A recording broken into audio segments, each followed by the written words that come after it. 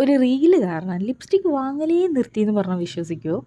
അതെ ഗൈസ്, ഈ വർഷം തുടങ്ങിയിട്ടുണ്ടല്ലോ ഞാൻ ലിപ്സ്റ്റിക് വാങ്ങിച്ചിട്ടേ ഇല്ലാന്നേ. ഇതൊക്കെ എന്തോന്നടേന്ന് വിചാരിക്കുന്നവരോട് ഇത് നിങ്ങൾക്കുള്ള വീഡിയോ അല്ല കേട്ടോ. എന്നെ പോലുള്ള ഒരു ലിപ്സ്റ്റിക് ജങ്കിക്ക് ഈ പറഞ്ഞ സംഭവം മനസ്സിലാവും. ഞാനേ ലിപ് കോംബോ വീഡിയോസ് ഇടാൻ തുടങ്ങിയപ്പോൾ തുടങ്ങി ഞാൻ എൻ്റെ കയ്യിലുള്ള എല്ലാ ലിപ്സ്റ്റിക്കും എടുത്തു വെച്ച് ഇങ്ങനെ സ്വാച്ച് ചെയ്ത് നോക്കിയപ്പോഴാണ് ആ ഒരു സത്യം മനസ്സിലാക്കിയത്. എൻ്റെ കയ്യിൽ ഒരു അമ്മ പെറ്റ മക്കളുടെ പോലത്തെ ലിപ്സ്റ്റിക്കുകളാണ്.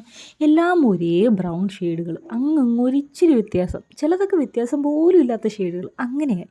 അപ്പം ഞാൻ തീരുമാനിച്ചു, ഇനി ഞാൻ ലിപ്സ്റ്റിക്ക് വാങ്ങണമെങ്കിൽ എൻ്റെ കയ്യിൽ ഏതെങ്കിലും ഒരു ലിപ്സ്റ്റിക്ക് ഒരെണ്ണം തീരണം. എന്നാൽ അതൊന്നും തീരുന്നേയില്ല. പക്ഷേ ഈ നൈക്ക പിങ്ക് ഫ്രൈഡേ സെയിൽ എന്നെ ചതിച്ചു. ഞാൻ വീണ്ടും വാങ്ങിച്ചു.